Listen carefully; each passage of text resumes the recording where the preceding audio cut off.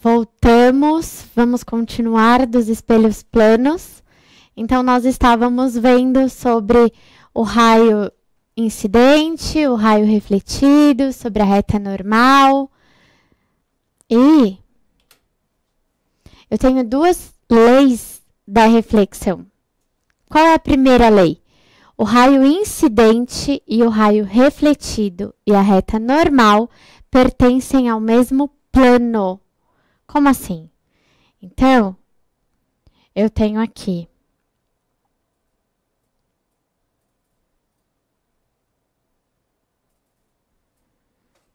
um plano. Opa.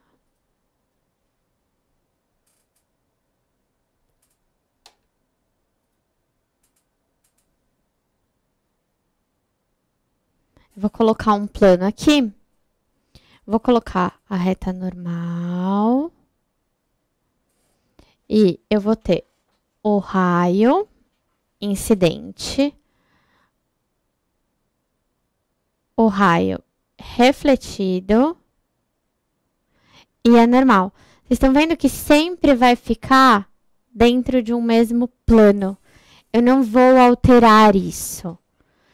Isso é muito importante. Outra coisa, a medida do ângulo de incidência é igual à medida do ângulo de reflexão. Isso eu mostrei para vocês na câmera documento. Eu vou fazer novamente para vocês entenderem. Então, agora, eu vou colocar aqui a minha reta normal, a minha superfície. E o que acontece? Então, tá aqui minha superfície. A reta normal perpendicular tem que ter 90 graus. Eu venho com o meu ângulo de incidência. Vamos supor que o meu ângulo de incidência tenha 45 graus. Eu já sei qual vai ser o ângulo que ele vai refletir. Então, eu vim com o meu ângulo de 45 graus. Todas as vezes que for informado o ângulo de incidência, ele é com a normal. Então, falei ângulo de incidência igual a 45 graus. Este ângulo é com a normal. Como que vai ser o ângulo refletido? O ângulo refletido, ele vai ter o mesmo valor em relação à normal. Então, 45 graus aqui também, o ângulo refletido. Aí, se eu incidir com 60 graus, incidir com 60 graus, então, olha, sempre com a normal, 60 graus. Como que vai ser a minha reflexão? Vai ser também com 60 graus em relação à normal. Eu estou falando bastante em relação à normal porque o aluno acaba esquecendo disso. E aí, durante um exercício, o exercício pede para você, te fala, o ângulo de incidência é igual a 30 graus. O que o aluno faz? Marca com a superfície. E aí, ele erra o exercício inteiro porque ele marcou errado aonde que tinha que estar esse ângulo. Então, eu falei ângulo de incidência, é com a normal. Eu falei ângulo de reflexão, é com a normal. Eu vou ignorar a superfície para colocar os ângulos. Sempre vai ser em relação à normal. A mesma coisa quando eu estiver trabalhando com refração. Quando também eu falar em ângulo de incidência ou ângulo de refração, eu estou falando em relação à normal. É muito importante vocês deixarem isso anotado, desenhadinho, que isso faz diferença na hora de resolver um exercício. E agora vamos falar sobre campo visual. O que é campo visual? Campo visual é o que eu consigo ver quando eu tenho um espelho. Como que eu sei que eu estou vendo aquilo que está no espelho? Como que eu sei que eu consigo ver aquela imagem, aquela pessoa? O que está no meu campo visual? Para isso, eu vou ensinar a vocês como calcular o campo visual. É bem fácil. A gente vai usar uma ideia de que como eu falei que a imagem num espelho, ela é sempre simétrica, e eu vou retomar isso com vocês, a gente vai ter essa ideia. Se ela é simétrica, ela tem a mesma distância. Então, eu vou começar a montar o campo visual com isso. Bom, sobre o campo visual. Eu vou fazer aqui o meu espelho. Tá aqui o meu espelhinho. E eu tenho um observador que vai estar aqui neste ponto. E eu quero saber o que ele consegue enxergar desse meu espelho. Bom, eu pego aqui, traço uma reta perpendicular ao meu espelho. E eu vou colocar a imagem desse observador certinho aqui, na mesma distância, então. E aí, eu vou fazer o seguinte, eu vou pegar um traço aqui numa ponta do espelho, outro traço aqui nessa ponta do espelho, e tudo que eu estiver aqui é meu campo visual. Vamos entender um pouco melhor, olhando isso na câmera documento?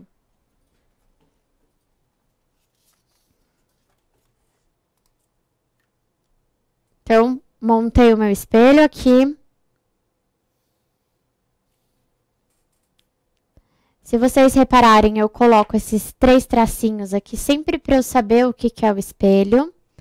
Vou colocar o observador aqui e vou colocar algumas letras. A letra A, a letra B, a letra C e a letra D. E eu quero saber quais letras eu consigo enxergar pelo observador. Bom, da onde está o observador, a gente vai fazer o seguinte para descobrir qual é o campo visual dele. Então, eu vou prolongar esse meu espelho. E agora eu vou pegar qual distância que está o observador até o espelho. Nesse caso aqui, ela está a 6 centímetros. Então, eu vou colocar a 6 centímetros simetricamente a minha imagem. Ok. Agora, eu vou traçar de uma ponta do espelho até outra ponta do espelho. Perdão, agora vocês estão vendo bonitinho. E aqui eu consigo traçar o meu campo visual. Então, quem está no meu campo visual? O A está no meu campo visual, o B está no meu campo visual, o C está no meu campo visual. A imagem do D eu não consigo enxergar. Certo? Conseguimos entender como que eu monto, então, um campo visual. Esta parte inteira que tiver aqui, eu sei que mesmo que eu coloque para cá a imagem, eu vou conseguir enxergá-la. Informação de imagem. Então, a propriedade fundamental para um espelho plano é que o objeto e a imagem são simétricos em relação ao espelho. Eles não são idênticos.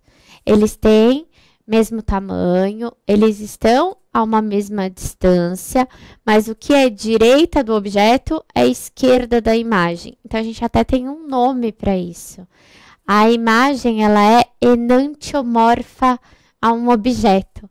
Se a gente for lembrar algo que sempre, quando você olha na rua, você tenta entender o porquê, é a palavra ambulância, do jeito que ela está escrito. Ela está escrito enantiomorficamente, para um jeito que eu consigo ler certinho a hora que vai para o espelho. E isso também explica por que quando eu me vejo no espelho, é diferente, às vezes, de uma foto que eu tenha. Porque no espelho eu estou vendo a minha imagem enantiomórfica. Eu estou vendo ela simétrica, ela tem o mesmo tamanho, a mesma dimensão, tudo. Mas o que é minha direita eu estou vendo como minha esquerda, o que é minha esquerda eu estou vendo como minha direita. Agora, quando eu pego a foto eu estou literalmente vendo direita na direita, esquerda na esquerda. E aí é diferente e por isso que dá uma... A gente olha e fala assim, ué, mas parece que eu não sou essa pessoa.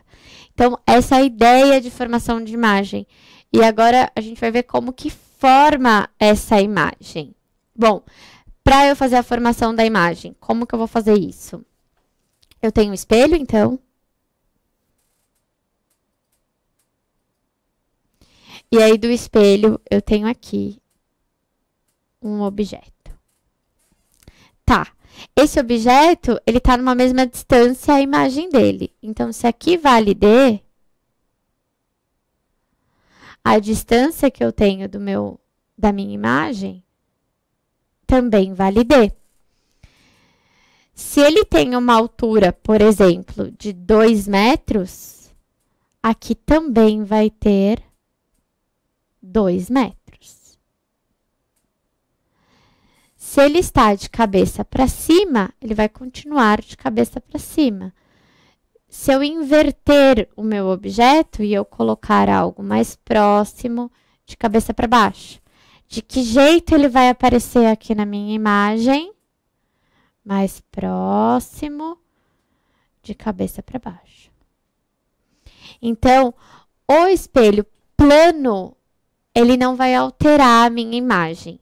Diferente do que a gente vai ver daqui a pouco em espelho esférico. Com o espelho esférico, eu tenho alteração no tamanho da minha imagem, se ela está direita, se ela está invertida e tudo mais. Com o espelho plano, eu ainda não tenho isso. Vamos ver uma imagem aqui na câmera documento?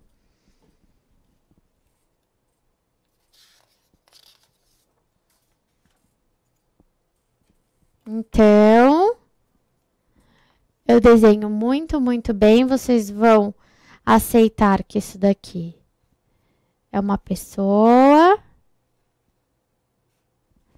E eu vou desenhar essa pessoa perante o espelho. O que eu sei desta pessoa? Eu sei a altura, eu sei a posição que ela está. Aqui está o meu espelho. Como que vai ser a imagem desta pessoa no espelho? Vai ser simétrica, tudo à mesma distância. Então, se aqui está a 5,1, aqui também vai estar. A gente vai fazendo isso com uma régua e depois a gente vai ligar os pontinhos e vai dar qual é a minha imagem.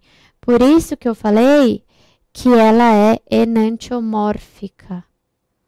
Então, daqui, ó. Então, aqui é o boné, aqui é o boné. Aí, por exemplo, esse braço tá a 5,5. Então, esse braço vem aqui. Este braço aqui tá a quase 6,5. Então, esse braço aqui vem aqui. Acabei de desenhar o bracinho. E aí, eu vou desenhar esta parte aqui, tá quase 6. Então, aqui tá aqui. Aí, eu tenho. Então, o meu boné da pessoa. O que eu quero mostrar? Que esta distância aqui é igual a esta distância, assim como esta daqui é igual a esta. E aqui é importante a gente pensar em algo. Se esse objeto estiver se aproximando do espelho, esta imagem também está se aproximando do espelho. Se este objeto estiver se afastando do espelho, a imagem também está. Bom, muito obrigada. A gente volta já já, dá tempinho de tomar uma aguinha e eu volto para explicar espelhos esféricos.